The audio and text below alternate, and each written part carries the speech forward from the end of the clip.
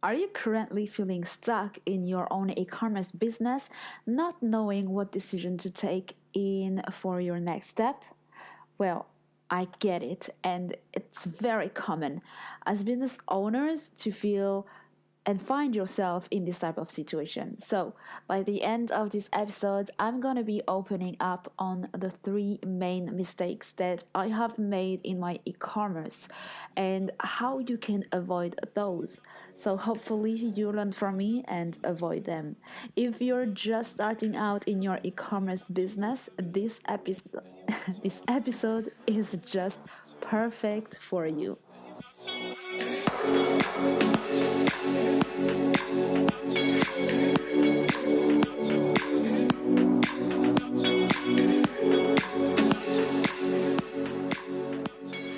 Well, hello, dear Queen Boss, and welcome to another episode of the e-commerce Queen Boss podcast. My name is Sohair Ghanem. I'm your host, an e-commerce entrepreneur, a keynote speaker, and I help other Queen Bosses to build their own e-commerce brand through experience and consumer psychology marketing. And so you're in the right place to learn how to build your own kick ass e commerce empire with ease, flow, and grace. So you guys, I think you already know that opening and running an e-commerce business is a lot of work, and that is like the least that I can say. So I'm gonna be breaking down the three main mistakes that I have made so it will be easier for you to follow through. Number one, the launch event. Okay, so in terms of launching my website, I truly wish that I had passed on the word sooner than I did. I have waited until I presented my fashion collection to put out the word that I was coming up with my own e commerce website. And considering my circumstances, then it made sense because creating a fashion collection, you guys, when it comes to handling everything from the production, choosing the materials, choosing the models for the fashion show, plus I was also involved into the show's organization, etc. I mean, it was a hell lot of work, like so much work. I worked on my collection around 2 to 3 months before the show, and again, it was so much work. And so, on the top of that, adding the design of a website was just not in the cards for me. It was literally impossible for me to do all that at the same time.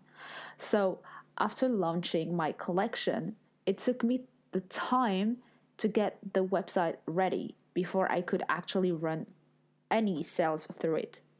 And because designing the website took longer than I originally planned for, and because the demand also started to get really important onto people asking me, how can I buy this? How can I buy that?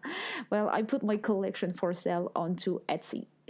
It's been a journey to put that website together, but I have to say thanks God for Etsy, and also thanks to my knowledge and experience of working for eBay for 2 years. Etsy was easy peasy. I found the platform super easy to use because I understood the tech behind it. And so I ran sales through it until my website was ready, which wasn't the best thing when it comes to brand brand recognition, right? Because when people buy from you through Etsy, they will say to their friends, "Oh, I got that from Etsy. I got that from eBay, Amazon." They will not say the name of your brand. So that was a lifesaver then, but that's not what I recommend. Definitely not. In terms of website making, you guys, I remember it took me about 3 months to work on it. I did it myself and a small of two freelancers who worked with me. So I built out my small team because I kept a hand onto it because I really wanted to have a proper control over what I wanted from it, right? My background is technology, technical stuff, right? So it made sense for me to have a strong say, and do the website myself then, right? Instead of giving it entirely to someone else to do it for me. Because again, I wanted some features and some stuff that most of the websites don't have. It's still a work in progress, but anyways, if I had to do it all over again, I would first work on my website, then work on my collection. Plus, something really bad happened, and by mistake, I have erased everything on my e-commerce website. And I'm not gonna hide it, I cried. I I cried, you guys. It was many months and many dollars spent on it, and it was truly about to get launched. And boom, that fucking mistake happened because of me, and it took me a few days to get over that. So I was so lost, you guys. I started to ask myself and ask God what were the lessons behind that.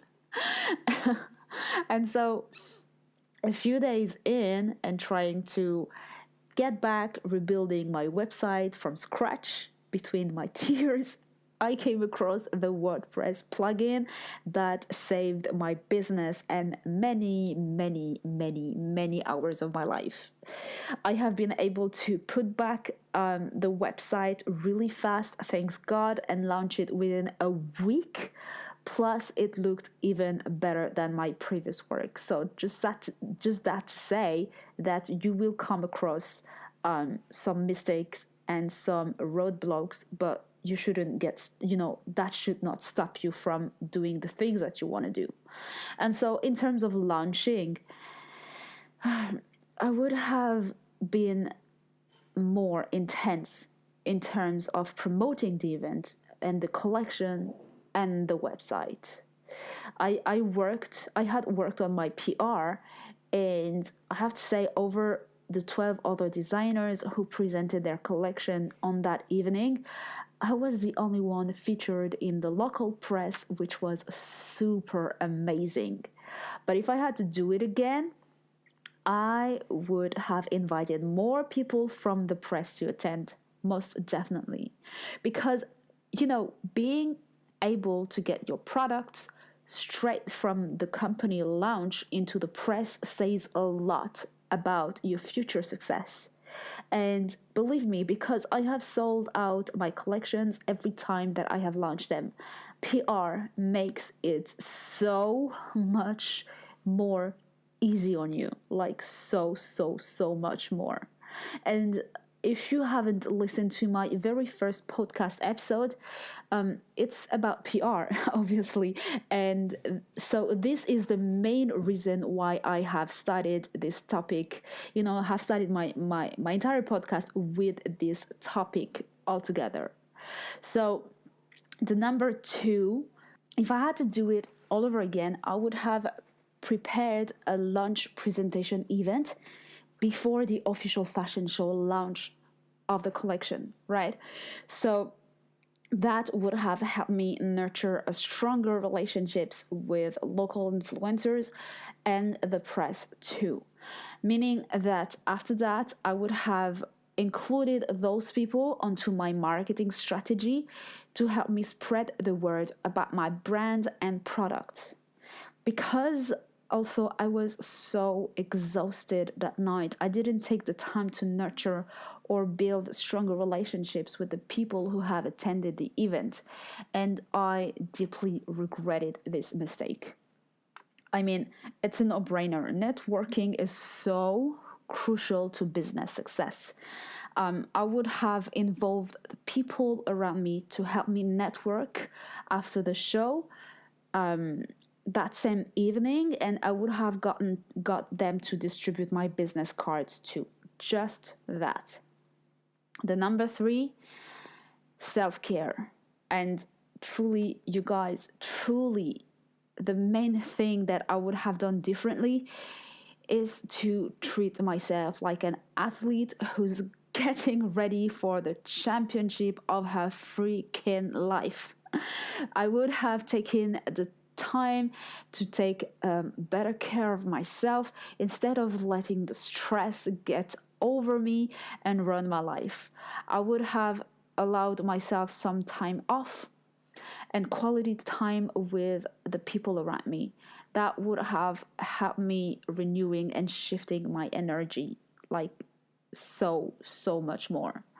I was so caught up with the process of creation where I actually like to isolate myself to connect with my creativity. But the mistake that I have done was to stay isolated when I needed to reach out.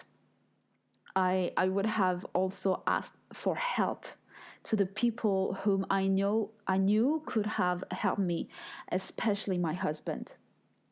The thing is that for as long as you are going to be running your business, you will need to know how to launch, and it will get easier with practice. I will run a masterclass very soon on launching and how to run a successful marketing campaign, and you will find a link in the description. But no matter what, never forget to take care of yourself because truly, your health is the fuel of your success. I just love this, and this is one of my affirmation that I use from time to time to remind myself my health is the fuel of my success. I love you for listening until now and would love it if you could slide into my DM into Instagram and let me know which part of this episode has helped you the most. I hope you have enjoyed today's episode and it's been a pleasure to serve you. And until the next time, have a gorgeous day.